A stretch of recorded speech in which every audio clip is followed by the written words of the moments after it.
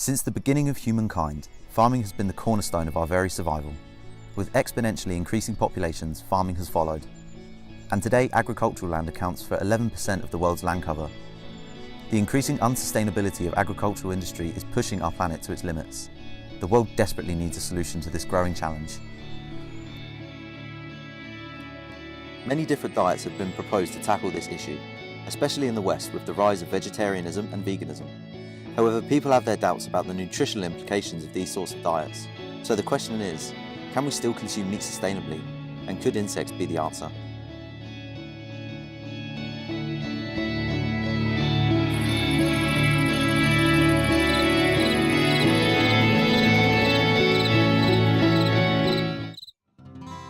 Entomophagy is the consumption of insects as part of an everyday diet.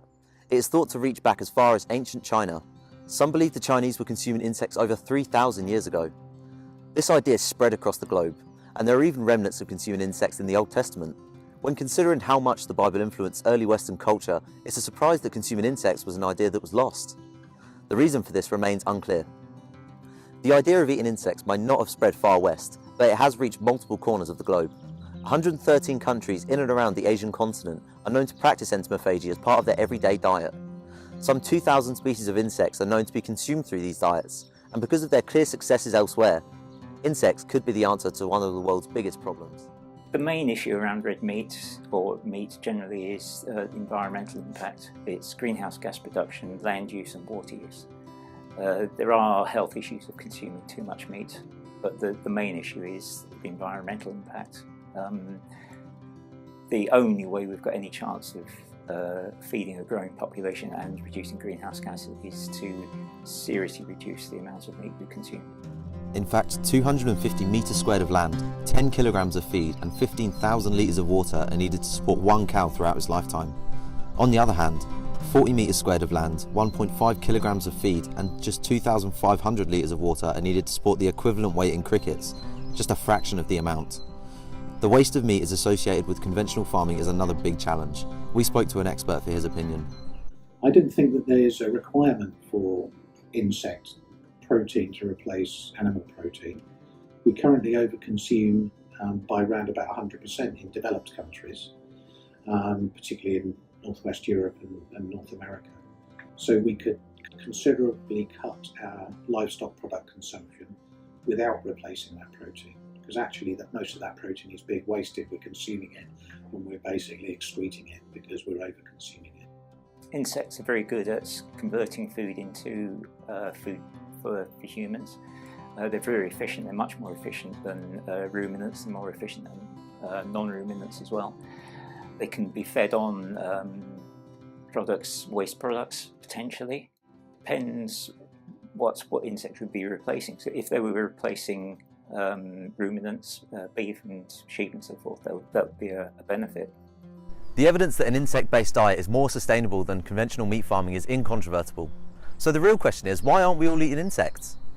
Those of us in the West have a deeply embedded psyche of anti-insect consumption simply because they aren't visually appealing, or they're simply unsure of the nutritional implications. Insects are an incredible source of not only energy and protein, but fat, minerals and vitamins as well. It has been found that 100 grams of chicken contains 22 grams of protein, whilst 100 grams of mealworms contain 66 grams of protein. There would be some health benefits of consuming more insects, but there'd be some bad things as well.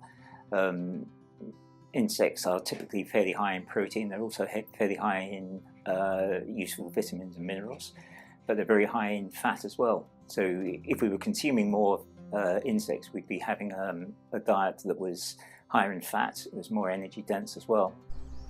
Whilst this might answer part of the question, there is something that cannot be changed by facts and statistics, and that is a change in mindset. Popular media have set the general public in their ways by demonising the consumption of insects. Popular Western culture has turned eating insects into kind of a challenge as opposed to a potential norm. So whether insect-based diets could become common practice in the future, I think it depends on where you're looking. So some parts of the world it's already quite common for insects to be part of the diet. In most parts of the developed world I think it's not so common. But there are social norms and social acceptability with eating different sort of invertebrates. So, for example, in France, snails are eaten.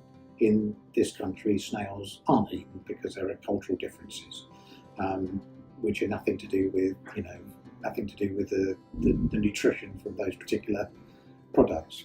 Maybe if insects are to have a role, it probably wouldn't be in the form of insects as you see them with all their wings and all the chitin exoskeletons. Maybe sort of ground up powdered insects to use in things like protein shakes. I believe they're already being used in those sorts of products. That might be a more socially acceptable form of using that protein. So cultural differences and mentality are the key factors separating those that will eat insects and those that won't. To put this to the test, we decided to make our own batch of cookies which contain cricket flour.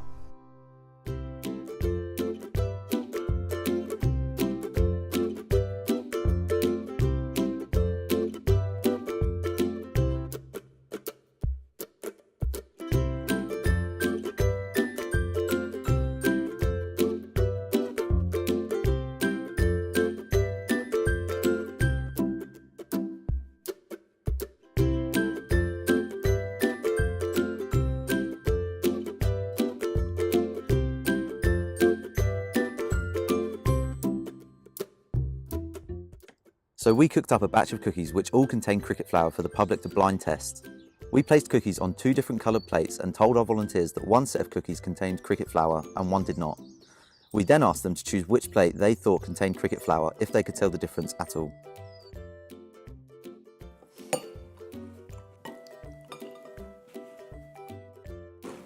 That's yummy. Tastes like a good cookie to me. Feels like a normal cookie. Yeah, which is why. Really good. Tastes like cookies.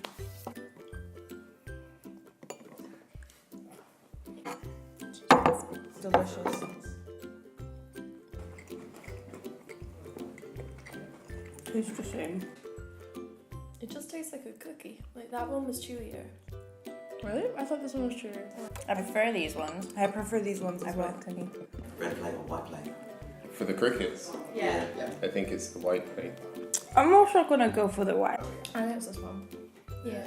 Um, I'd say the white one, but that's I would only because probably- it doesn't taste as firm. Yeah. I don't know. So what do you guys think about that? I think. As a replacement for our traditional agricultural meat. I don't mind. Yeah, I think it's probably just as weird as eating a pig or a cow. Yeah, no, Yeah, I I'm not completely particularly bothered. agree. I just think it's like with us Western peeps, if it, you think of a cricket and you just go, I wouldn't eat it as a whole. Would you eat insects like that in your diet? If it was like an ethical thing or something like that, I wouldn't choose to do it just for no reason. I don't know, I don't feel like if I saw like normal flour and cricket flour, I would definitely just go for the normal flour. I've eaten insects before. I've tried it, and I had crickets grilled, just on a proper grill, and it was okay. And They're both cricket flour, to be fair, that's why. Sorry? They're all cricket flour. Oh, okay. Well this then. is surprising. So actually they both have cricket flour. That's why. Fair. So we can tell you that both of them are the exact same batch. So they're all cricket flowers actually. okay. So as we've seen, people have prejudice when confronted with the idea of eating insects. But there are several challenges associated with switching from a meat-based diet to an insect-based one. The price of insect-based foods are generally more expensive than conventional meat, but this is only because of the low demand for insect-based foods. If the public made the jump to insect-based foods and the demand went up, the price would likely go down. So is the world ready to switch to an insect-based diet? Based on the most recent evidence, it seems that insect-based diets will never make the leap to fully replacing meat-based foods, but may be used as a supplement. But the biggest reason why we may never make the conceptual leap to insect-based diets is because of the single-minded view of Western culture that has perpetuated from decades of an unchanging diet which has relied too heavily on unsustainable meat production.